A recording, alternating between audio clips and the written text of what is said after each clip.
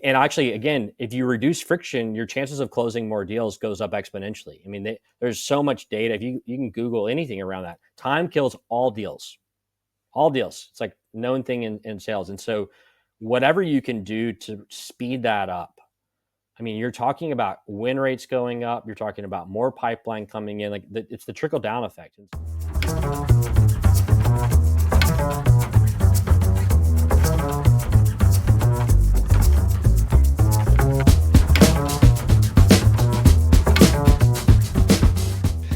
All right, everybody. Welcome back to the RevAmp podcast. I have an amazing guest with us today, Jesse Morris. We're going to talk all about, friction in the sales process and how to go about reducing it. I'm super excited to chat about it. But before we do, Jesse, why don't you tell the folks at home a little bit about yourself and your experience in RevOps and kind of what you're doing today?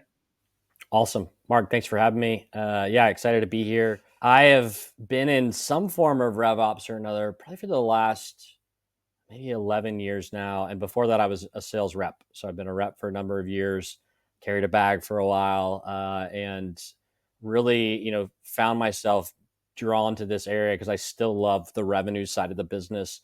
But really what's powerful to me is like, how do we drive revenue and really support sales organizations through really good process, solid data, and really good systems. And I think that intersection is, that's where a lot of fun problems you get to solve are. And that's what really attracts me to it. Today, I lead a pretty large revenue operations team for a global software company based in Denmark, actually. And so it's been a lot of fun, and it's been quite the journey. So fun to be here. And, having been a rep probably gives you, you've been in their shoes, right? So you kind of understand, if you're really kind of separated from it, it's hard to put yourself in the shoes of, the sales reps who are kind of your end user in a lot of ways. And so, the topic we're going to talk a little bit about is kind of the friction in the sales process. So I think to kick it off, it might be useful to talk about what we mean by friction in the sales process, and maybe, your insights into that, how are they influenced by your actual experience as a seller? And I do think, having the sales background, obviously it gives me perspective. I always talk about perspective, right? And I think that's invaluable, especially in the RevOps side of things, because your customer typically is the seller, right? And so our ability to meet their needs largely depends on our ability to understand what their pain points are. When we talk about friction, I think about it in two different ways. One is friction for our sellers and friction for our buyers, right? So both of those are relevant in the lens that I'm looking at things through. The company I work at today, we're really a partner first type company. And so a lot of time and energy right now is spent around like, how do we reduce friction for our partners? And what does that mean? That means, how do we enable them to do their own quoting, for example? That's a big project we're working with DealHub on right now. So that's a great example of it. How do we enable distributors to use their own systems and still do quotes out of their own systems? Or how do they, get data and visibility into their own systems? So those are just a couple of, examples of friction for our buyers, which in our case are partners typically. And then internally, there's a couple of key areas, right? You've got, the quote to cash process.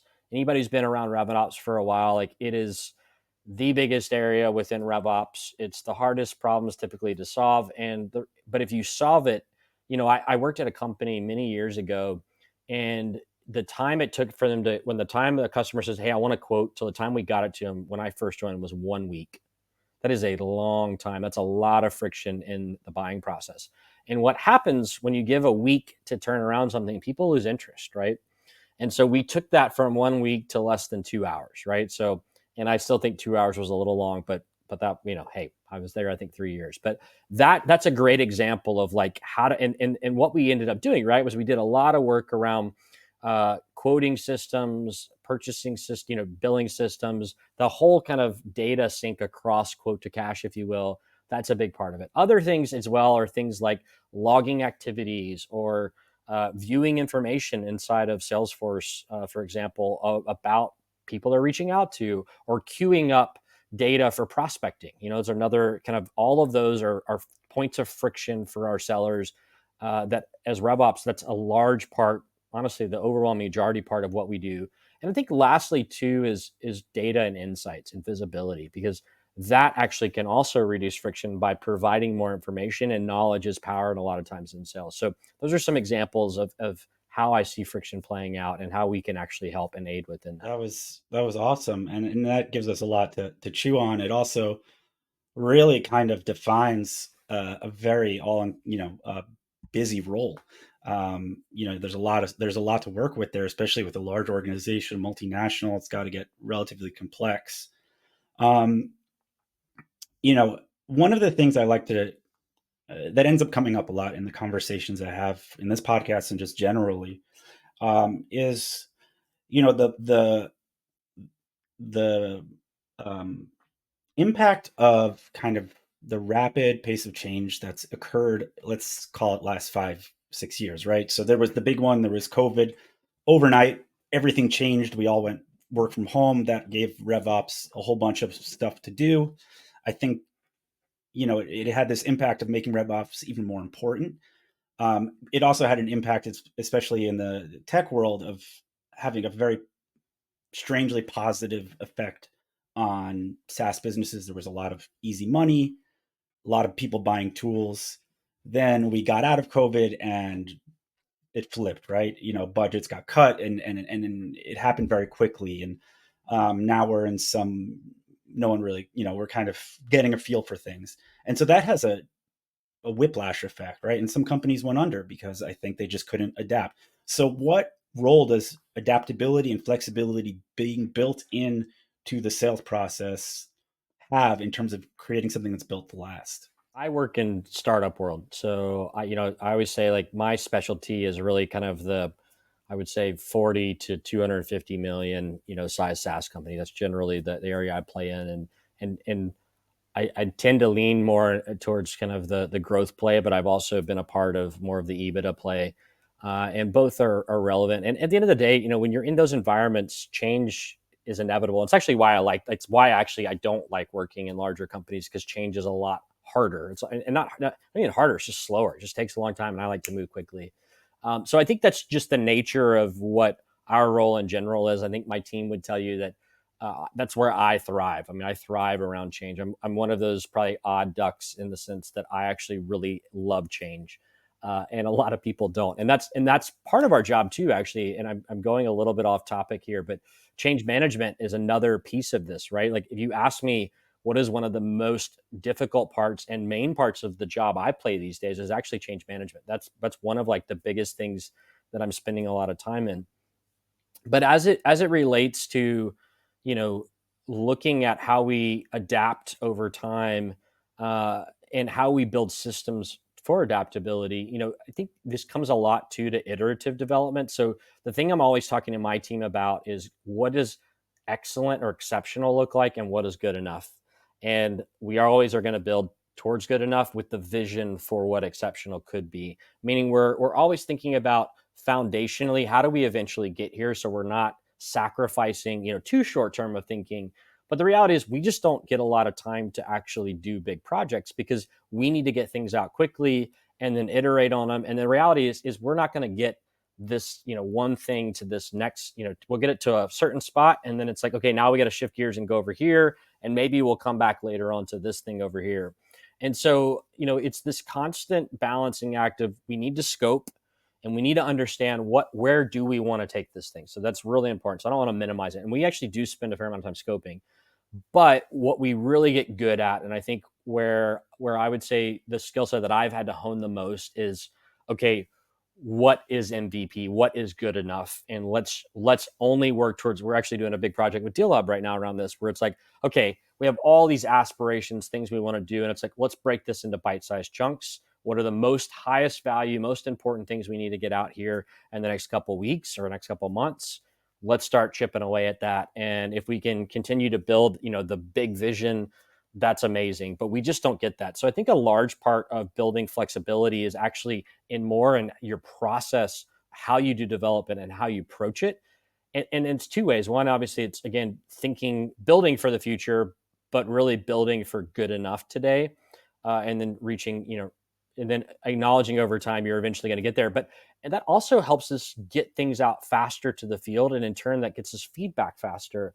And I think that's really actually the most important thing, because requirements change constantly and the needs change of the business. And so the longer, I've been at companies where years ago we would do like 1 year long implementations. Like, we're going to do a huge quote to cash overhaul. We're going to update the whole systems. And I remember that project. And from the time we scoped it and 6 months later when we actually delivered it, the needs had changed completely. And what we had built was actually not nearly irrelevant anymore. And so I think that was kind of the moment for me where I had the light bulb go off and go, okay, we no longer can approach it this way. Like, and I think, I was a young leader in RevOps, sales ops at the time, and I think I just didn't know well enough to push back on sales leadership because they wanted everything. And part of the job today is that. So I think, that's really, to me, it's more in how you go about doing it, less about, building the ultimate system that can do everything and be the end all be all. That was, there's so many strands to pull on there. But I think tying it back to the idea of, reducing friction in the sales cycle or in the sales process, I guess, one of the points is that you can't solve everything all at once. You have to kind of prioritize what has the biggest impact, what can we move quickly on, what can we iterate on. And one of the areas you pointed out that is a critical piece of where friction might exist and could be optimized is in the quote to cash process. So maybe we can dive into that a little bit, into where areas of friction often happen, and strategies of identifying them and mitigating them. Yeah, and I think that, that topic we could probably spend days talking about, but I'll hit on a couple, I think, really key things. And, I would say a lot of my career around RevOps has been built around quote to cash. I mean, it's the thing I think a lot of companies, not actually a lot, every company has brought me in to at least fix some portion of it. And when I look at it, I think there's a couple of key things. One, and this sounds very rudimentary, this is not going to be mic drop moment, but I think it's the thing that people underestimate. We talk about quick wins. And I think quick wins, we think about some of these bigger components of quote to cash, but actually one of the quickest wins is to look at, like, sit down with a rep and watch them create a quote. How many clicks does it take them to go through creating that quote? To simplify that process, you don't have to have a lot of knowledge. It doesn't take a lot of time. It makes people feel heard, and it starts building trust right away because it makes them feel like you're there. So to me, like, that's a very, high value, low complexity, low risk, which especially in quote to cash is really important. That can make a lot of difference early on. So, like, that's generally one of the things I actually start a lot around when I'm doing quote to cash fixes or improvements. It's really just around reducing clicks and doing it. I think, like, in automating as much as you possibly can within that, right? Auto filling information, and making sure you don't have too much conditional logic in place where you have to require all this stuff. Like, what information do we absolutely need, and let's move this thing forward. I think that one, that again, weirdly enough, it's simple, but it's the thing I would say a lot of people just skip over because it feels almost too obvious, too easy. I really like that one. A more complicated one, actually, arguably one of the most complicated, no question. One that I'm working through right now with Deal Hub on is amendments. Um, and amendments is really interesting because it's so hard to do, and it's hard to do for a couple of reasons. Like, one, it's just hard to do from a system perspective, but it's actually really hard to do to get finance what they need to do their job, right? And so a lot of our job is to get finance good data to actually make sure we get money, right? And the other thing, then the other kind of thing that I think some people also forget about is what is going to capture the most value for the company, right? And so when we talk about amendments, you start getting into co-terming, you start getting into early renewals, you start getting into midterm upsells. I mean, there's just a whole myriad of things. And if you think about it, if you start getting into how that actually works and the impact of that, like, every time you have to go back to a customer and ask them to purchase again, that you run risk, right? Every time that's friction. Anytime you introduce friction or you remind them that they're paying for something too, like, that is risk in the process. And so you want to try, every time somebody comes to you with, hey, I want to buy more, you want to try to actually lock everything up all at once. And so doing, typically, if you can, an early renewal with essentially a longer term extension where you do an upsell or a cross sell with a part of that, That is the ideal process. But to actually do that from a system perspective is really hard. Like co-terming is very easy. It's like it's still hard, but it's the easiest way to do things. But it captures the least amount of revenue, because let's say you've got 6 months left in a contract. You're like, oh, co-term. Now 6 months from now, you have to sell them again, essentially. Like it's a renewal. It's maybe less barrier, but there's still tension in that process. Is budget going to get cut? Did they find value over the last 6 months? Whereas if you capture that on the front end, man, there's a lot there. It's, again, one of the hardest problems to solve, hands down. It's the thing that always takes me the longest.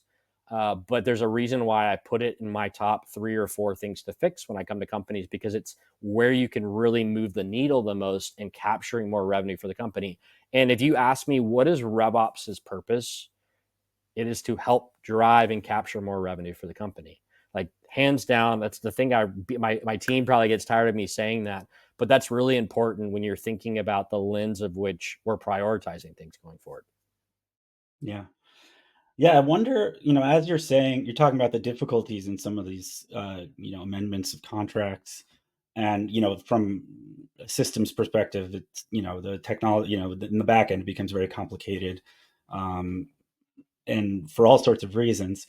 Um, I wonder, how much that impacts sales teams' strategies. Right? Do they avoid this potentially value-added way of selling because they can't really support it on the back end? And if they're able to support it on the back end, is that giving them a leg up on competition? Yeah, I mean, I think it depends on what it is ultimately. If I look at, one of the projects we're working on right now, I talked about, I hinted at it earlier, which was enabling our partners to do their own quoting. In our space, there's not a lot of people. I don't know anybody competition wise who's allowing that right now.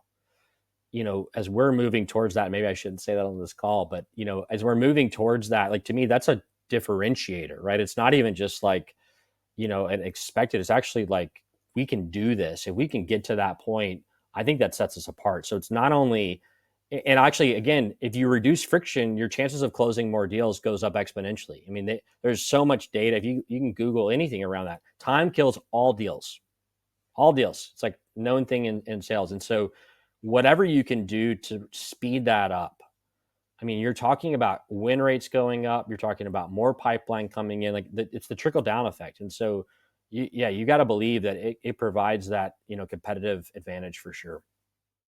Yeah. Um, cool. So we've talked a bit about the quote to cash process. I kind of want to look at things a little bit more broadly, because I think a lot of people will associate complexity with friction in some way. Like they have the same effect. But in some ways, in order for you to scale and grow, there is complexity in the system. How do you balance complexity with scalability and, making sure that things don't get complicated and fall, get messed up along the way? Man, that's the $1 million question. I mean, I think it's so hard to do, and meeting the needs of the business is just, it's challenging, because you've got a lot of stakeholders, a lot of voices, you've got the edge cases, and so a lot of it starts with building for the majority of the situations, and but not all of it, not the edge cases, and so I think that makes that's a big part of it, right? So saying, okay, we're going to build for 90% of the scenarios. I think that approach can be really impactful and powerful going forward, for sure. I also think, like I talked about, the amendments process is a great example of this. Within that process, I could say, okay, I'm going to force everybody to only do early renewals with upsells. I've been around long enough. You can't force a sales rep to sell one way at all times. You can encourage them, you can incentivize them to do it, but at the end of the day, there's always but can we? What about all of those types of scenarios? And so part of it is just having the foresight when you're building these projects out to understand that we do have to build for some flexibility in there. I remember years ago, I got asked questions, and so we were, as a company, we said, hey, we're only going to do annual terms. And so I said, great, that actually simplifies a lot of things. Cool, we'll build it for annual terms. Well, then they came back, and this is kind of the example I was getting at earlier for that long build out. They came back and said, well, now we want to do an annual term, but then we want to do 2 free months on it. Well, I built a whole system around annual and not monthly. And in data and even development, grain is what they call it, grain or level of detail you go to is really important. And if you don't pick that correctly out of the gate, you're redoing everything. And so part of it is just understanding, okay, even if company says, hey, I want to do annual, build it on monthly, like that, like just, so part of that's just knowing, like being around long enough to have solved enough of these problems to do it. So I think that's the big thing. But I would say, like, on the flip side of it, it is a big tension point. And again, if you build for 90% of the scenarios and accept the fact that you're going to probably do some manual work, and that's okay. And as long as you've got workarounds for it, the RevOps team can help and aid on those edge cases. Like we're rolling out some bundles, and we haven't really set up a whole system to do that. So we're kind of hacking the system, if you will, in the interim, to where we don't have to go rework finance and do all this other stuff, just to pilot to see if it's something that's going to work. Then we'll go back, and if we've proven out the use case of it, so you can get creative in like how you think about solving problems, and what the customer sees on the front end versus what the back end of the system is. Those don't have to always match 100%. Long term, I think it's better, but you can make systems work for you as long as you're mindful of how they go about it. Yeah. You know, as companies get larger, teams get larger, organizations get larger, and complexity increases, we also, have that the enemy of RevOps, the silos up here, right? Where each team, has their own metrics, their own, kind of incentives, and often not aligned and completely different data. And it's just like two ships passing in the night. And this is, the bane of RevOps' existence. Um, how do you deal with breaking down those barriers, those silos, if they exist, as well as ensuring that it doesn't get to that point? Yeah, I mean, if you ask me, I kind of hinted at this earlier with the change management comment, but you asked me the hardest part of my job, it's change management. The cross-functional capabilities of what we have to do. I mean, that's, solving problems to me these days is not really the hard part. It's the change management. It's people's are difficult. So, uh, you know, I don't want to underestimate it. I think this would be a very flippant, easy answer to say, and it's a lot harder to do. But I think a couple things. Like, one of the things I did when I first got here, at this company, I've been here now about 7 months, but literally my first few weeks, is I made sure that all dashboards that were being built out in Salesforce, or any data being shared across the company, anybody could build it. But before it could be showed publicly, they had to have my data team review it. And so, I used to say only our data team could build. And the problem is we would be a bottleneck then. So instead I was like, we'll at least review, right? We have to be the reviewing thing. And it took probably 3 months of me coming into a meeting, hearing that somebody else had a dashboard up, me going, did you get this approved by, my data leader? And, them being like, no, I'll do it next time. And so it takes a little bit of time, but like, that's a great example of, how you get behaviors drawn within it as well. So that's one really good example. I think parts of it too is just communication, and almost over communication. We've started doing a biweekly, we call it the digest, but biweekly communication of just, what we've been working on the last 2 weeks and what's we're working on the next, because we work in 2 week sprints, and just really getting ahead of it. And that way, and what I found through that is, like, a lot of people don't respond, and probably half people don't read it. But two things: one, there's no excuse that they didn't know about something because they were on the email.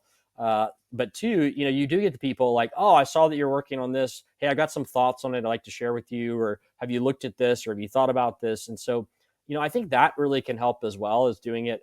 And then the last thing, I could literally talk a whole podcast on this last thing. And I think it's kind of one of the secret sauces I bring to a lot of companies, but it's the planning game.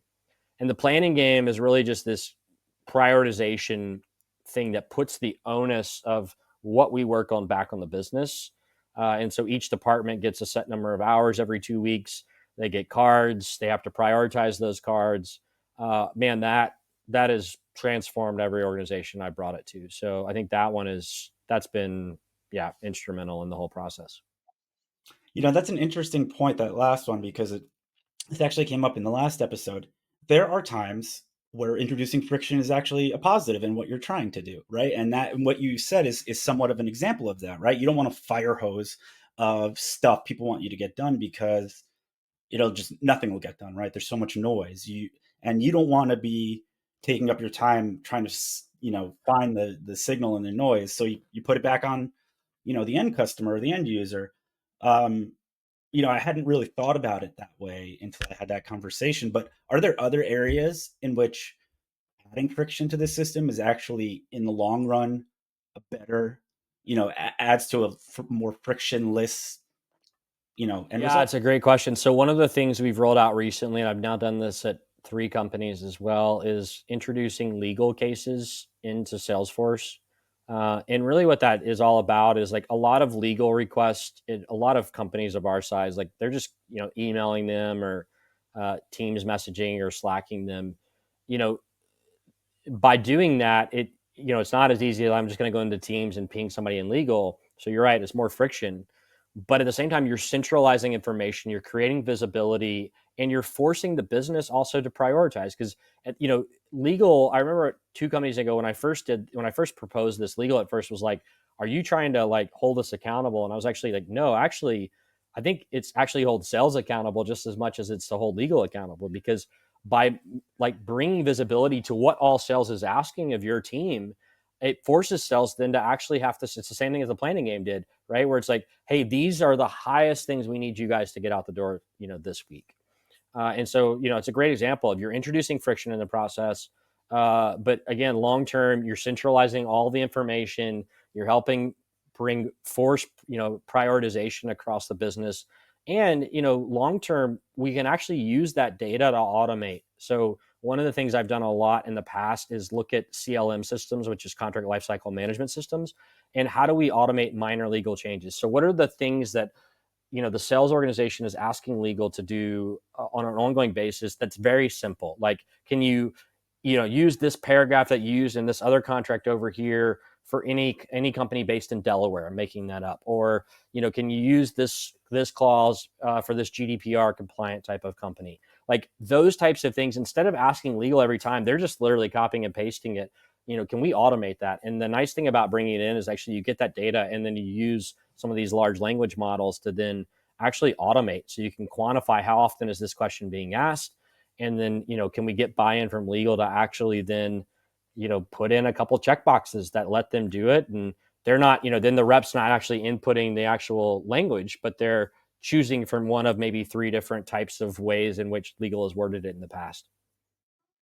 Yeah, it wouldn't be a podcast without talking about those two letters that on everyone's lips, right? AI.